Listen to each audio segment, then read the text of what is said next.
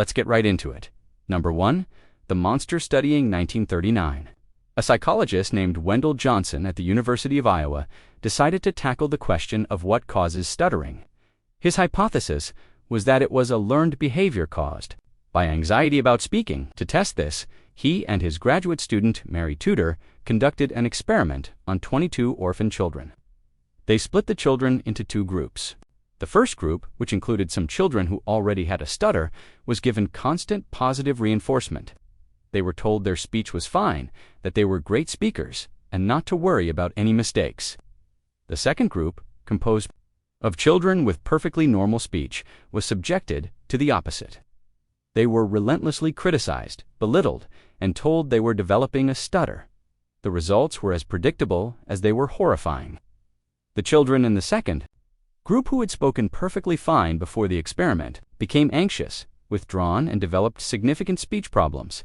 They refused to speak, covered their mouths in shame, and showed all the signs of the very condition the researchers were supposedly trying to understand. The experiment didn't induce a true stutter, but it did inflict deep psychological trauma and lifelong social anxiety on a group of vulnerable children. The study was so unethical, so monstrous in its design, that it was hidden away for decades.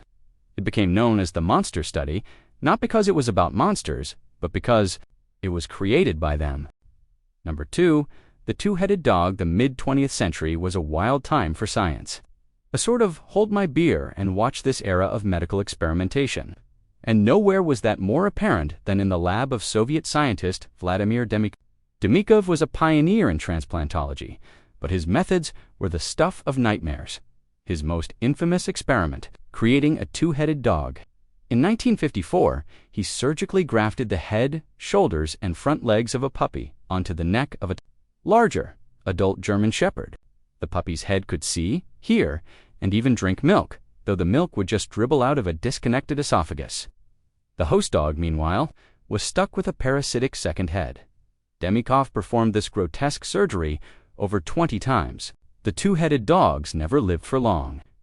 Due to tissue rejection and other complications, the longest any of them survived was about a month. Most died within days. Demikov wasn't just doing this for shock value. He was trying to solve the complex problems of organ transplantation and immune response. His work, as gruesome as it was, did lay some of the groundwork for human heart and lung transplants. But it's a chilling reminder that scientific progress is often built on a foundation of truly disturbing and ethically questionable experiments. He successfully created a living, breathing monument to surgical horror, proving that just because you can do something doesn't mean you should. Number 3. The Pit of Deciberon, the world of psychology. There's a name that often comes up when you talk about questionable ethics: Harry Harlow. In the 1950s, Harlow wanted to study the nature of love and attachment, specifically between a mother and child. To do this, he used baby rhesus monkeys. He separated them from their real mothers just hours after birth and raised them in isolation with two surrogate mothers. One was made of cold, hard wire, but had a bottle of milk. The other was covered in soft, cuddly cloth, but offered no food. The baby monkeys overwhelmingly preferred the cloth mother, clinging to it for comfort and only going to the wire mother when they were desperate for food. This demonstrated that attachment wasn't just about sustenance, it was about comfort and security. A heartwarming conclusion, right? Well, Harlow was just getting started. He then decided to see what would happen if he took that need for comfort and completely destroyed it. He created what he cheerfully called the Pit of Despair, a vertical chamber where he would isolate the monkeys for up to a year. It was a small, dark steel cage with no light, no sound, and no contact. The monkeys that emerged from this chamber were psychologically shattered. They were incapable of socializing, stared blankly into space, and many refused to eat, starving themselves to death. He essentially engineered clinical depression in these animals. Harlow's work gave us profound insights into the importance of love and affection, but it came at the cost of systematically and creatively torturing intelligent animals to the point of insanity.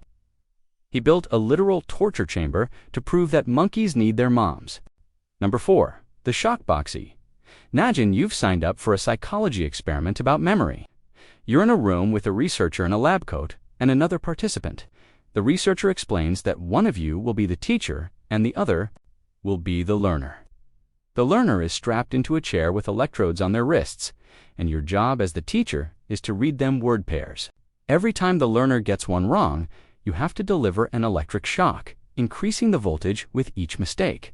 The shock generator in front of you has switches ranging from 15 volts, labeled slight shock, all the way up to 450 volts. Labeled 30, as the experiment goes on, the learner starts to scream in pain, begs you to stop, and eventually falls silent, as if they've passed out or worse. The researcher calmly tells you to continue, that you must complete the experiment. What would you do? This was the setup for Stanley Milgram's infamous obedience experiment in 1961. The good news is, the learner was an actor, and the shocks were fake. The bad news is what the experiment revealed about human nature. Milgram was trying to understand how people could commit atrocities like those seen in the Holocaust. He wanted to know if people were just following orders. The results were chilling. A staggering 65% of the participants, ordinary people just like you, went all the way to the maximum 450-volt shock, even when they believed they were inflicting excruciating pain on a stranger. They were deeply distressed, sweating, and pleading with the researcher, but they kept flipping the switches. The experiment proved that, under the right circumstances, the pressure to obey authority can make good people do terrible things. You weren't the one being shocked, but the experiment. It was really on you the whole time. Number 5. The Stanford Prison Experiment If you give a good person a little bit of power, what happens? That's the question psychologist Philip Zimbardo wanted to answer in 1971, so he set up a fake prison in the basement of the Stanford University Psychology building and recruited a bunch of college students to be either prisoners or guards for a 2-week study. The participants were all screened and found to be psychologically stable, healthy, normal young men. The prisoners were arrested by real police, booked, and brought to the mock prison. The guards were given uniforms, billy clubs, and mirrored sunglasses to prevent eye contact. They were told they couldn't use physical violence, but they could create an atmosphere of powerlessness. What happened next was a masterclass in how quickly things can fall apart. Within 24 hours, the guards became sadistic and authoritarian. They subjected the prisoners to psychological torture, forcing them to do push-ups as punishment, stripping them naked, putting bags over their heads. The prisoners, in turn, became passive, helpless, and emotionally broken. Some had full-on mental breakdowns. The whole thing became so abusive and out of control that Zimbardo had to shut it down after only 6 days, partly because his own girlfriend, another psychologist, visited the set and was horrified by what she saw. The experiment famously demonstrated how age-ally people will conform to assigned social roles, but it's also a terrifying look at the darkness that can emerge. When you give someone a uniform and a little bit of authority, it was supposed to be a simulation, but it became very real, very fast. Number 6. The little Albert study babies are basically blank slates, right? They're not born with fears of things like spiders or public speaking. So, where do those fears come from? In 1920, behaviorist John B. Watson wanted to prove that fear was a conditioned response, and he decided the best way to do that was to create a phobia in an unsuspecting infant. His subject was a 9-month-old baby known to history only as Little Albert. Albert was, by all accounts, a calm and happy baby. Watson and his assistant, Rosalie Rayner, first tested his reactions to various objects, including a white rat, a rabbit, a dog, and some cotton wool. Albert was curious and unafraid of all of them. Then, the conditioning began. Every time they presented the white rat to Albert, Watson would stand behind him and smash a steel bar with a hammer, creating a terrifyingly loud noise. Naturally, the noise made Albert cry. After doing this repeatedly, all it took was the sight of the white rat for Albert to burst into tears and try to crawl away. He had learned to fear the rat, but it didn't stop there. His fear generalized to other furry objects. He became terrified of the rabbit, the dog, a fur coat, and even a Santa Claus mask.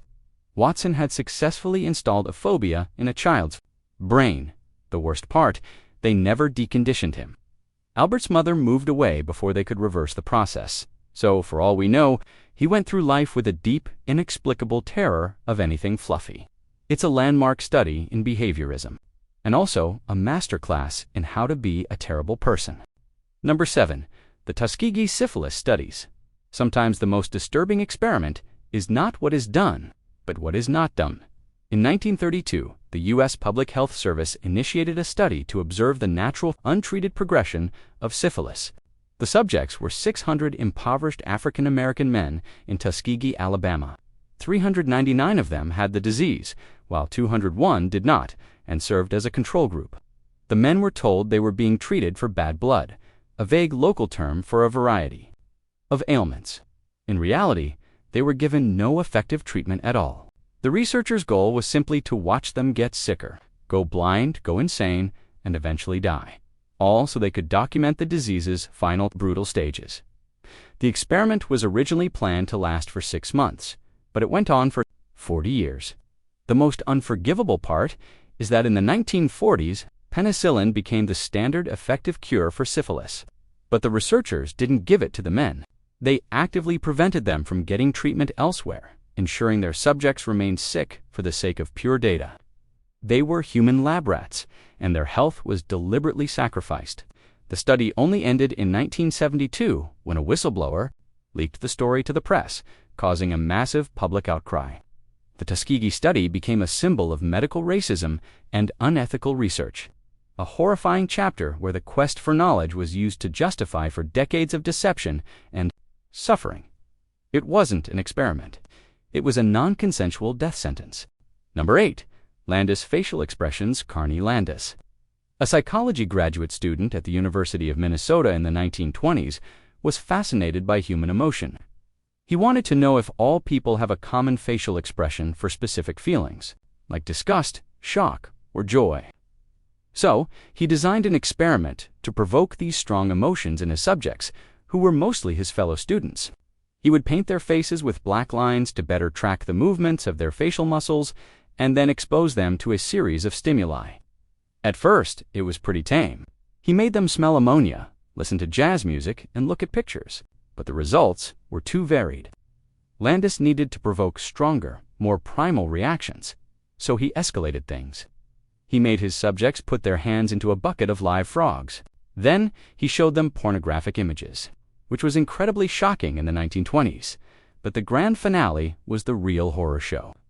He presented each participant with a live white rat and a knife and ordered them to decapitate it. 2/3 of the participants, ordinary students, complied. For the 1/3 who refused, Landis would just grab the rat and cut its head off himself right in front of them. And what did he discover from all this? Absolutely nothing. His conclusion was that, no, there is no single universal facial expression for any emotion. He traumatized a bunch of students and killed a lot of rats just to prove something that most people could have probably guessed. It was a pointless, gruesome, and ultimately failed experiment in every sense of the word. That's all for today. I'll be making similar videos in the future. Subscribe to see them.